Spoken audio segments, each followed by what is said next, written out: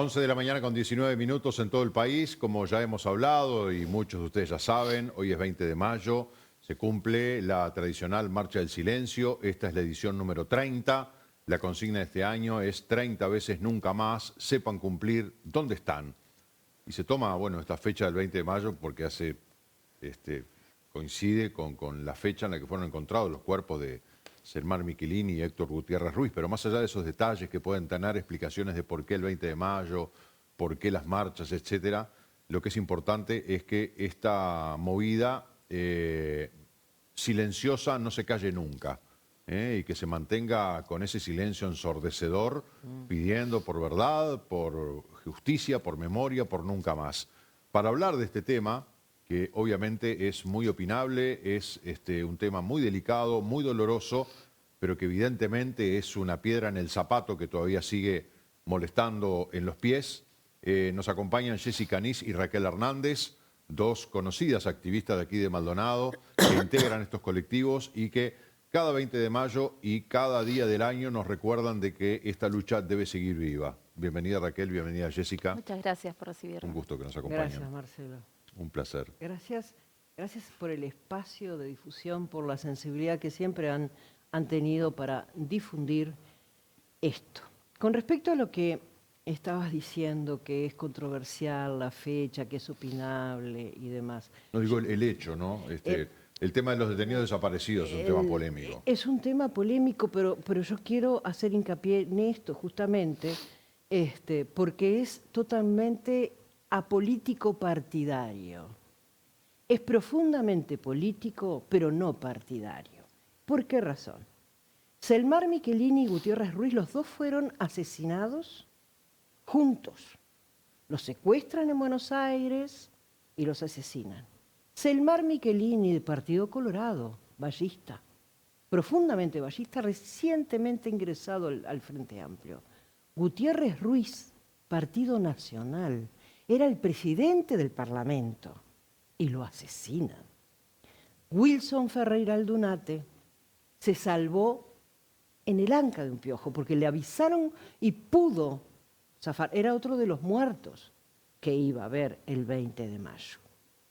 En el marco del Plan Cóndor. Entonces, es controversial, pero abarca el espectro político del país, a todos los partidos políticos, a todos aquellos que pedíamos por democracia y condiciones distintas y salir de las medidas prontas de seguridad. Quería hacer ese enmarque, nada más. Yo agregaría igual en esto de que también no solamente abarca a todos los partidos políticos, ¿no? Abarca una sociedad entera. O sea, la violación a los derechos humanos no miró edad, ni intenciones políticas partidarias, ni nada. O sea, cada vez, por suerte, hay más investigaciones que nos dejan poder iluminar partes de las memorias que venían medias ocultas y que eso también nos permite hacernos nuevas preguntas. En estos últimos años han surgido relatos y construcciones de la memoria de las infancias y adolescencias y es súper interesante poder conectar con eso porque nos permite hacernos una idea de la dimensión del terrorismo de Estado, ¿no? Eso por un lado, que me parece que es interesante poder pensarlo desde ese lugar, ¿no? Desde los derechos humanos, más allá de si se estuvo de acuerdo o no con las formas de accionar de algunos sectores para frenar la democracia, ¿no? Para frenar el autoritarismo, perdón, en pos de la democracia. Más allá de eso, que pueden haber acuerdos o desacuerdos, creo que la cuestión de los derechos humanos tiene que poder pensarse de forma diferente. Pero por otro lado, también me surge estas cuestiones que yo las he estado como pensando, porque cuando en la reforma educativa se plantea quitar el terrorismo de Estado como término de los programas, nadie salió a decir esto es político partidario, no generó grandes discusiones, a no ser a quienes dan historia. Pero entonces ahí también, bueno, pensando en la controversia que sí hago acuerdo contigo, claramente es un tema muy controversial, pero estaba pensando para quienes nos están escuchando, bueno, poder también poner estos matices como para poder reflexionar y pensar desde, bueno, cuándo sirve el discurso de lo político partidario y cuándo no. Para un lado es político partidario, para el otro lado es neutralidad, ¿no? Entonces, poder un poco pensar en esos términos que aparecen en la circulación de los discursos, que es interesante, me parece, para la reflexión. Creo que un ejemplo clarísimo de eso fue lo que pasó con los equipos grandes, Peñarol y Nacional, que ahora después lo vamos a mencionar. Ahora, estamos frente a una realidad que es tan cruel como impiadosa, ¿no? Porque pasa el tiempo, yo leía un correo electrónico que nos mandó la juventud del PVP Maldonado, un integrante de 19 años que no entiende, tiene 19 años de edad, o sea que es súper post-dictadura, nativo de la democracia, ¿no? No entiendo cómo han pasado 30 años y no se ha podido saber la verdad sobre la vulneración de los derechos humanos, incluso antes del golpe de Estado, con secuestros y asesinatos. O sea que este es un tema extendido, porque hay mucha gente que dice, pero ¿cómo puede ser que haya pasado tanto tiempo y que no se sepa la verdad, ¿no? Y ese tiempo que pasa, por eso digo lo de cruel y impiadoso, se van muriendo los responsables, los autores ideológicos, los autores materiales de semejantes aberraciones, y también se van muriendo los familiares, ¿no? Porque se han perdido muchos familiares en esta larga y dura lucha que se murieron sin saber qué pasó con sus familiares. Entonces, digo, el tiempo que pasa, la verdad que se aleja, eso es una máxima de la investigación, y en este caso aplica perfecto. Y ya como que, bueno, ¿qué queda de aquello como para que se haga justicia? Porque el eslogan o la consigna permanente fue memoria, verdad y justicia. O sea, memoria para no olvidarnos de lo que pasó. Bien. Verdad porque tenemos que saber qué pasó. Y justicia para que los responsables vayan presos como tienen que ir. Y lo único que pasa es memoria, porque no nos olvidamos nunca de lo que pasó. Pero la verdad y la justicia como que quedan sotoboche al influjo del poder militar, que hay un pacto de silencio que no hablan, porque la verdad, información tienen, no la dan. ¿Por qué no se puede subordinar al poder militar para que dé información? Bien. Dije muchas cosas, yo sé. Un montón, Sí. un montón con las que hacemos total acuerdo, ¿no? Sí. Total acuerdo. La memoria, como vos decís, se perpetúa, está, continúa. Lo que no existe es la verdad. Y acá tenemos un tema profundamente controversial, porque en realidad es una de las instituciones del Estado que no sanea sus fuerzas, que no dice dónde están, que sí saben, que sí se sabe que ellos saben. También que mintieron, porque yo no sé si vos te acordás de los finales del 80, principios de los 90, cuando las Fuerzas Armadas habla y dice, informa a la población de que había una operación zanahoria, que había acontecido una operación zanahoria, y eso había consistido en desenterrar los cuerpos, por lo tanto, si los desenterraste sabías dónde estaban, y enterrarlos o desaparecerlos en otros lugares, por lo tanto, nunca se iba a encontrar.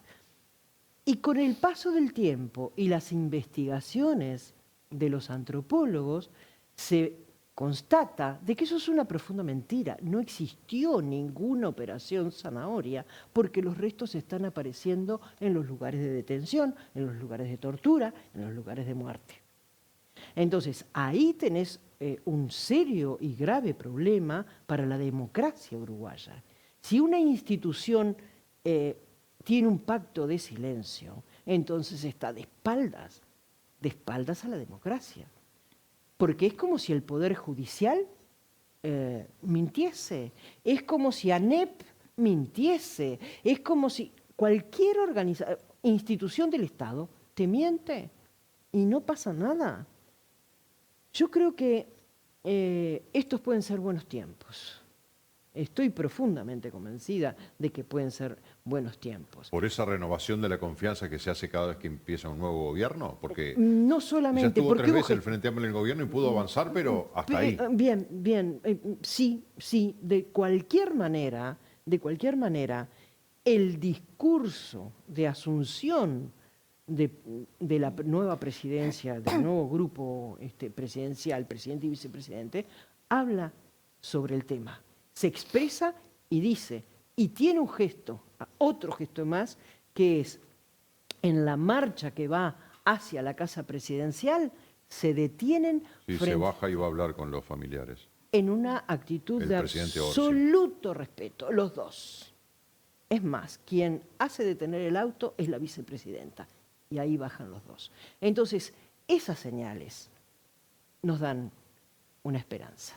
Y las declaraciones de la ministra Lasso, ¿no? Ministra de Defensa, que también dijo, justamente, la verdad está, ellos saben información, tienen información, bueno, no vamos a parar hasta obtenerla. Daría la sensación que, bueno, que cargaron los cañones y dijeron, vamos a enfrentar esta realidad porque no puede seguir en este manto de oscurantismo. Ahora, ¿qué pasa con la violación de los derechos humanos cometidos antes del año 73? Vos decís de las medidas prontas Entre de el seguridad. 68 y el 73. Bueno, en las medidas prontas de seguridad, cuando se detenían a los bancarios, se te detenían a nosotros los estudiantes que éramos recontra jóvenes. Cuando el movimiento guerrillero, cuando el movimiento Tupamaro. Bueno, el movimiento guerrillero, el movimiento Tupamaro concretamente, fue derrotado militarmente en el año 72. No hubo más guerrilla. Y la dictadura fue en el año 73. Pero antes del año 72 hubo secuestros y muertes. Sí, claro, obviamente que hubo secuestros y muertes. Y también teníamos medidas prontas de seguridad donde vos no tenías libertad. Yo era estudiante en ese momento. Y recuerdo perfectamente cuando en la onda yo iba a estudiar a Montevideo porque era el lugar donde podías estudiar. Por suerte ahora acá podés estudiar en el departamento y no tenés que asilarte en la capital.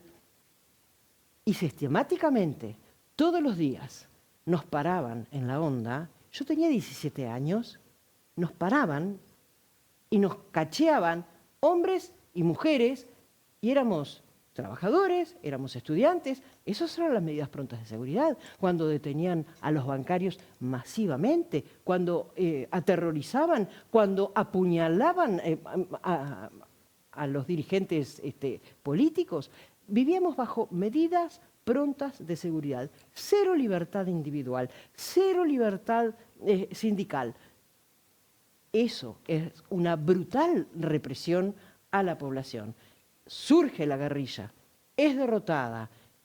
Lo siguiente, al año siguiente, dictadura. Y en el siguiente, en el 75, Operación Morgan, exterminio de las masas organizadas. Exterminio en el país, junto con lo que fue el Plan Cóndor, que fue exterminio en América Latina. ¿Por qué? ¿Porque había armas? No. Gelos Bonilla, que está detenido, desaparecido. Los hermanos Eppelman, estoy hablando de acá de Maldonado, ¿qué tenían? El asesinado Eduardo Mondelo, ¿qué tenían como armas? Eduardo Mondelo era una cámara fotográfica, era fotógrafo. Gelos, ¿qué tenía? ¿Armas? No, era un obrero de la construcción, que además era el responsable de la caja 17 Chansec, que era la caja de jubilaciones y de seguridad social para el Zunca, para los obreros de la construcción. Los hermanos Eppelbaum, ¿qué eran? Estudiantes. ¿Estaban armados? No, no estaban armados. Se vinieron a refugiar acá porque los perseguían en la Argentina. Ahí se ejecuta el Plan Cóndor, ahí los detienen y los asesinan y los secuestran. Supongo que están asesinados. Los secuestran y están desaparecidos. Ahora, ¿cómo no pasa nada? Si yo de repente hoy voy y mato a alguien, ¿cuánto duro en libertad? O sea, ¿cómo puede ser que con las evidencias que hay no se hayan tomado las medidas suficientes? Ahora la Cancillería hizo público una decena de documentos que muestran la vinculación de Uruguay con el Plan Cóndor, y son documentos que están disponibles y que la verdad, yo estuve leyendo algunos. Es tremendo. Es terrorífico. Uno lee eso y a mí se me eriza la piel a la hora de pensar de las cosas que dicen esos documentos. Dos preguntas. La primera, ¿sirve para algo 10 documentos desclasificados? Obviamente, es toda información que sirve, ¿no? Pero ¿por qué ahora? ¿Por qué en el 2025 sale una información que tiene que ver con la década del 70? Porque los documentos desclasificados tienen un tiempo para salir. O sea, no salen enseguida. Tienen que pasar algunos 15 y otros 30 años para salir a la luz. O sea, eso es como Es un protocolo. Es un protocolo, ahí está, no me salía la palabra. Es Eso como- por un lado, pero por otro lado, pensando en esto que traes tú, de la necesidad de la justicia, etcétera. Nosotras creo que siempre desde familiares, pero también desde los colectivos de derechos humanos acá en Maldonado, una de las cosas que hemos planteado siempre es la falta de voluntad política, porque claramente acá lo que pasa es una falta de voluntad política. Cuando se lleva a plebiscitar los derechos Ahí humanos, están las imágenes, miren, la producción está poniendo las imágenes de cuando Orsi y Cose bajaron sí. Bien. del auto presidencial para hablar con los familiares. Me emociona. Disculpa, Jessica, sí. No, está bien. Que en realidad nosotras y los colectivos de derechos humanos, tanto como familiares, una de las cosas que ha dado cuenta siempre es de la falta de voluntad política para resolver estos temas. inclusive se planteó cuando se plebiscitó la ley de caducidad, sabiendo que, además por los organismos internacionales que nos señalaban que estábamos en deuda con los derechos humanos, etcétera, no son cosas que se te puedan plebiscitar. Son decisiones que se tienen que tomar de forma política y no hubo voluntad política. Pero sí, volviendo a esto que vos traías hoy de lo partidario o no, y bueno, recordar también que si bien es cierto y compartimos con Raquel que hay como mensajes, gestos que te dan esperanza, también es cierto que familiares y los colectivos de derechos humanos han golpeado todas las puertas. No hay una afinidad político-partidaria, ha golpeado todas las puertas y ha sabido dar cuenta también y denunciar las faltas de respuesta de todos los colores. Que eso me parece importante a la hora de pensar esto si es partidario o no es partidario. No sé. La lucha continúa, evidentemente. Es duro. Y sí, porque además lo peor es la incertidumbre, porque hoy hablamos con una compañera, si vinieran y dijeran, bueno, la información es esta, sería una sanación, ¿no? Porque en definitiva, seguramente los desaparecidos estén todos fallecidos, producto del asesinato. Dicen, no, hay desaparecidos que andan vivos por Europa y han aparecido, y esto después empieza el debate, por eso he hablado de lo polémico, el debate sobre ese relato de que primero, que en Uruguay no hay la cantidad de desaparecidos que dicen, segundo, que un montón de que los dan por desaparecidos han aparecido vivos en Europa, con distintas identidades y distintas vidas. Son relatos que son siniestros, ¿no?, para un tema tan delicado y que en definitiva para el común de la ciudadanía, porque estamos hablando en Uruguay 196. Sí, 197. ¿Quedan 197 o es el total? Porque se conocieron 6 o 7, ¿no? Exacto. Son 197 y decimos desde los colectivos de lucha por los derechos humanos que hasta que no aparezca el último serán detenidos desaparecidos 197. Esto, vos estabas diciendo que no, que hay gente que está paseando en Europa y demás. Si quienes están paseando en Europa son aquellos militares que se fueron y que Perciavale, el fiscal, habla de que está pidiendo extradición. Esos son los que están fuera del país paseando por Europa. Responsables de la violación de los derechos humanos. Responsables de determinados hechos que ya están constatados porque se están pidiendo las extradiciones. Los 197 no están, es una ausencia. También hay ausencia de niños y niñas. Hay ausencias porque fueron raptados esos gurises y no están y no hay respuestas. Entonces, se abre un periodo de esperanza, se abre. Estamos esperando que aparezcan porque lo más importante es cerrar un ciclo, poder cerrarlo y poder saber, ¿estarán muertos? ¿Estarán asesinados? Suponemos que sí, a esta altura del campeonato, a esta altura de la historia, pero necesitamos saber dónde están. Claro. Y otra de las cosas que en otros momentos hemos conversado, porque venimos seguido, Sí. pero que... Por suerte pueden venir y pueden hablar y se pueden expresar, eso hay que valorarlo. Pero Mucho. que también hemos conversado en otros momentos esto de, bueno, sí, es lamentable que los familiares se estén yendo sin saber la verdad y que los responsables se estén yendo sin cumplir con las penas correspondientes. Pero también pensando en la construcción de la democracia, y es una deuda que tenemos como sociedad y la tenemos que saldar. Y más allá de que no estén los familiares, vamos a seguir estando quienes mantengamos viva la lucha por los derechos humanos, porque para poder tener una democracia plena es necesario resolver estas deudas del pasado. La presión social, ¿qué papel juega? Que es muy fuerte, pero parecería que no es tan fuerte como ese statu quo que hay del poder militar de ocultar la verdad. Bien, por ejemplo... O de la falta de voluntad política también.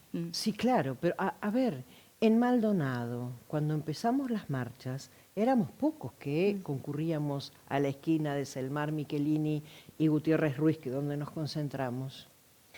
A partir de esa marcha empezaron a ampliarse y en cada lugar de Maldonado, imagínate en el país, hay una marcha. Por ejemplo, a las 10:30 de la mañana hubo concentración y marcha en San Carlos. A las 12 va a haber concentración en Punta del Este, en el lugar donde raptaron y secuestraron a los hermanos Eppelbaum. A las 3 de la tarde en Gregorio Aznares, es el cuarto año que hacen la marcha. Gregorio Aznares. En Aiguá hay una concentración, no me acuerdo la hora. En Pan de Azúcar, 5:30 de la tarde. En Piriápolis, en la Rambla, 5:30 de la tarde. ¿Y acá Después, Maldonado? 6:30 de la tarde, en Selmar Michelini y Gutiérrez Ruiz, concentramos y a las 7 arrancamos a marchar en silencio hacia la plaza. Que lo otro, más allá de las concentraciones y las marchas que te iba a acotar, el balneario Buenos Aires Bien. o otras lugares que lo que también generaron esto del amanecer por la memoria. Entonces, bueno, hoy se despertó Maldonado en distintos puntos con margaritas y con fotos, que eso también muestra actividades Moviliza, que eso pasa salen todos los años. de la capital departamental, ¿no? Uno circula por la calle y ve eso y le despierta la sensibilidad de decir, ¿dónde están? Además, esa margarita a la que le falta un pétalo, Sí. que es muy sintomático. ¿Hay militares condenados injustamente? No. No. Jessica. No. Ese discurso no te lo llevo. No. Yo sé que no lo estás diciendo vos, no. Yo hice una pregunta. No, yo sé, pero no. No. Han sido procesos judiciales largos, exhaustivos, y cuando se llega a una condena, no es falso. No. Se llega porque actuó el Poder Judicial con tiempo, con los derechos de ser defendidos, cosa que en la época de la dictadura te condenaban los militares, por sedición y por lo que fuese, ¿verdad? Con todas las garantías de la ley, con las defensas apropiadas, con las defensas que chicanearon durante años y años, interponiendo recursos para atrasar los juicios, para justamente utilizar el tiempo en favor, para que desaparezcan, para que se mueran, para que no existan. Y después de todo ese proceso, ¿a vos te parece que puede ser falso? ¿Injustamente condenados? No. Más allá del proceso, o sea, con toda la impunidad con la que se han manejado, o sea, todo el poder está a su favor, porque si no ya hubiésemos logrado otras cosas. O sea, es como bastante feíto plantear eso. Hay una ley Poner que en la... duda. ¿Perdón? Poner en duda.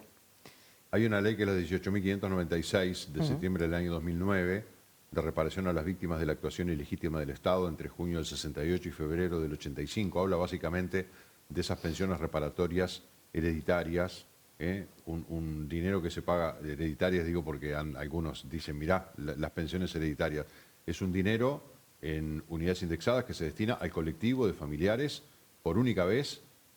¿Ustedes qué opinan? ¿Es justo? ¿Está bien? ¿Se debería hacer otro planteo?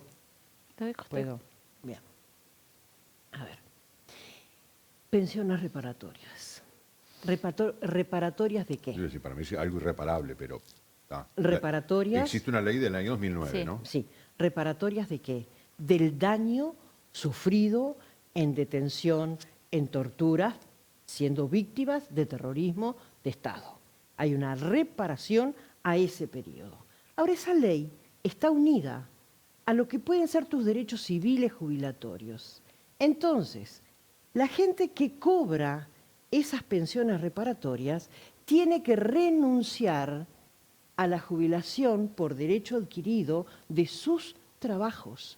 O cobras tu jubilación o cobras la ley reparatoria. Pero la ley reparatoria es por única vez. Y además creo que la son ley $200.000 el importe total. No. Son 500.000 unidades no. indexadas. Sí, pero eso no es por dice la cada, ley. pero eso no es para cada caso. No, para todos. Ah, bien. Ese importe repartido en partes iguales, Claro, por eso. bien. Son bicocas. Bien, pero además es de una injusticia absoluta tener $200.000 cuando en realidad a partir de la ley anterior también hace que vos tengas que elegir entre tu jubilación y la reparación, las pensiones de reparación.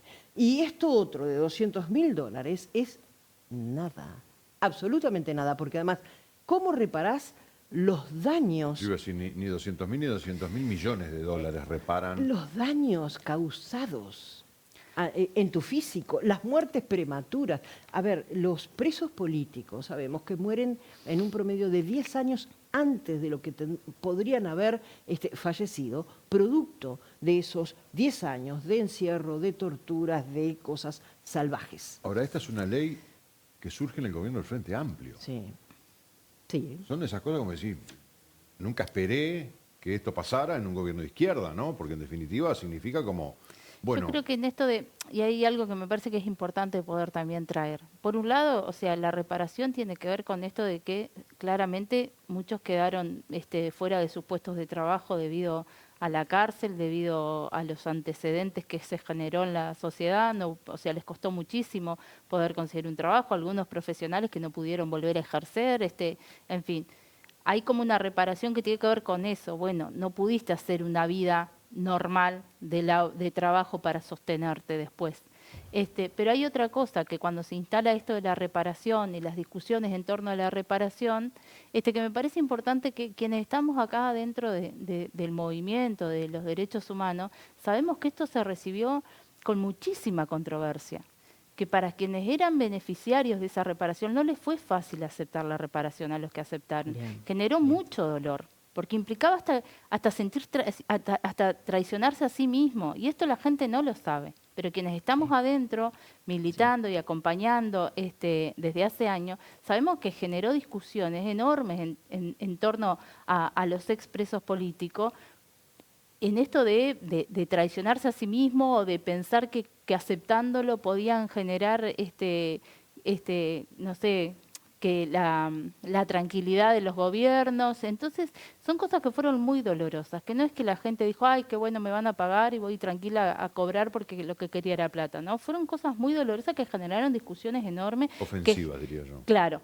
ofensivas, y que además generaron inclusive controversias entre los mismos colectivos de quienes querían aceptar, quienes no querían aceptar, pero lo real es que la gente no tenía las mismas condiciones para jubilarse que cualquier otro trabajador que haya trabajado todos esos años, o las mismas condiciones de vida. Entonces creo que hay una cuestión de la reparación económica que es válida y que no es solamente a quienes estuvieron involucrados en una militancia política, sino, bueno, hubo un montón de población, de sectores de la población que también fueron afectados por el terrorismo de Estado.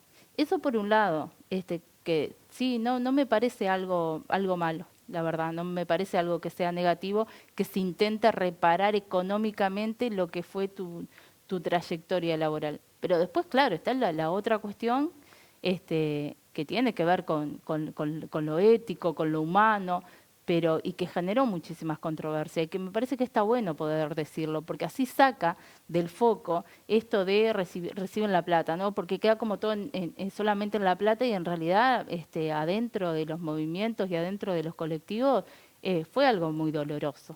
Sí, sí. Traes un lado económico al tema de derechos humanos.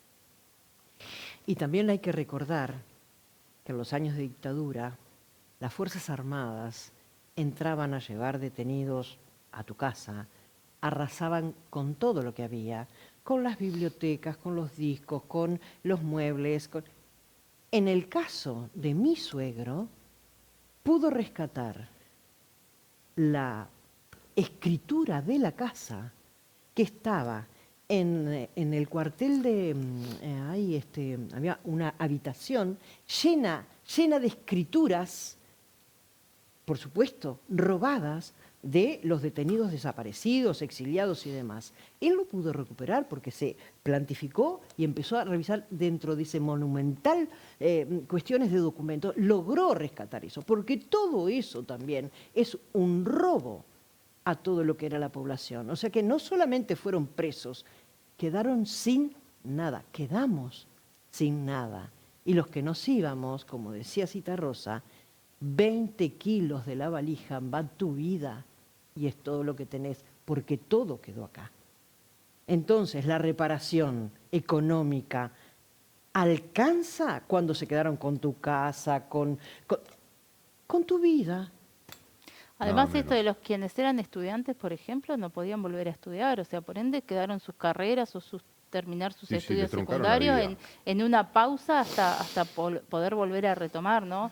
Este, Sí, tenemos que redondear la entrevista y al Sí, principio bien. hablábamos sí, de lo que pasó en Peñarol y Nacional, que el fin de semana pasado ambos equipos salieron al campo de juego con camisetas que decía todos somos familiares. En las tribunas, las hinchadas tenían las fotos de los detenidos desaparecidos, como se hace, como las vamos a ver hoy, 20 de mayo. En el caso de Peñarol no pasó absolutamente nada, se hizo un minuto de silencio por José Mujica. A mí me llamó la atención, ya lo comenté aquí, que no hicieron una sola mención a el fallecimiento de Belela Herrera, que había sido ese mismo Sí. día una mujer tan vinculada a la defensa de los derechos humanos y que no dijeron absolutamente nada. Pero independientemente de eso, Peñarol salió con el tema detenidos desaparecidos y fue muy bien visto. Salió Nacional exactamente igual, con la misma camiseta, con los colores del club, con su tribuna también, y se armó un escándalo imponente. El Club Nacional de Fútbol emitió un comunicado, ahí tenemos la imagen. Sí. El Club Nacional de Fútbol emitió un comunicado diciendo que había sido una cuestión inconsulta por parte de los jugadores. En ambos casos la iniciativa de ponerse estas camisetas fue de los jugadores. Nacional dijo esto fue inconsulto, fue una desinteligencia. El estatuto prohíbe expresamente hacer cualquier tipo de actividad político-partidaria, religiosa en sus instituciones. Por lo tanto, en lugares bolsos no se permite esto y esto no lo... Bueno, se armó un lío porque los jugadores no respetaron las órdenes de... Yo decía hoy, bastante me hace acordar a ¿no? la época donde los comunicados 4 y 7, la fuerza conjunta, que era, ustedes obedeció la orden. Ahora, en un deporte tan popular como el fútbol, donde las opiniones están divididas y los corazones también entre Nacional, Peñarol, Peñarol Nacional, ¿qué actitud diferente adoptaron las dos instituciones sobre un tema que nos comprende absolutamente a todos? Entonces, eso también es una señal de división en la sociedad, de decir, cómo una parte lo ve como dijo el presidente Peñarol, yo lo autoricé, es un tema demasiado grave como para permanecer ajeno. Perfecto, aplaudo, como pocas veces lo hago, a Ignacio Ruglio, por más que soy de Peñarol. Ahora, lo de Nacional me pareció, por lo menos, lleno de falta de empatía, ¿no? De una cuestión de respeto, de permitir que hubiera esa y manifestación. de Pero- ignorancia, porque lo vincula a lo político partidario. Sí. Y fue lo primero que te dije acá, esto trascendió lo partidario, absolutamente, abarcó a toda la sociedad, de todo el espectro político, profundamente social. Entonces, una visión absolutamente distorsionada de la realidad. Y una visión autoritaria, porque ahí hay un conjunto de jugadores que quieren manifestar ese mensaje y los hinchas que fueron con sus carteles también preguntando dónde están, ¿no? O sea, va contra su propia hinchada. La verdad es ridículo que, por más que yo leí algunos comentarios que dicen, en todas las instituciones deportivas por estatuto está prohibido hacer manifestaciones político-partidarias, religiosas y de otra índole en espectáculos deportivos, porque la institución es deportiva. La institución debe unir a la gente y no debe tomar temas que son polémicos. Bueno, no sé si es una cuestión estatutaria, me parece que esto va por encima de los estatutos, hay una cuestión profundamente humana y de compromiso como sociedad, ¿no? Pero Sí. bueno, esa es la realidad que se presentó hoy en el fútbol, pasión de multitudes y que tanto lleva las cabecitas para acá como las cabecitas para allá. Se nos terminó el tiempo. Marcelo, gracias. Recordamos 18:30 sí. en Selmar Michelini y Gutiérrez Ruiz para marchar hacia la plaza. Gracias, Jessica. Gracias a ti. Gracias, Gracias, Raquel. Siempre Marcelo. recordamos a Gracias. Alicia y a tantas mujeres que nos han acompañado, Alicia Martínez. Sí. que nos Alicia han está ac- en Piriápolis, Que nos han acompañado generando aquí, ya. a lo largo de todo este tiempo, así como otras mujeres que ya no están y que quedaron por el camino en esta lucha, pero siempre recordamos porque, bueno, siempre hemos estado, ¿no? Vinculados, siempre. Vinculados y siempre, siempre. abriendo los espacios para escuchar, Exacto. para que el silencio no gane los micrófonos y para que este tema, como decías vos, hasta que se sepa dónde están los 197 familiares, van a seguir siendo 197 desaparecidos. Gracias, Marcelo. Un Muchas placer, gracias. un placer como siempre. Hacemos la pausa, 11:53, ya venimos.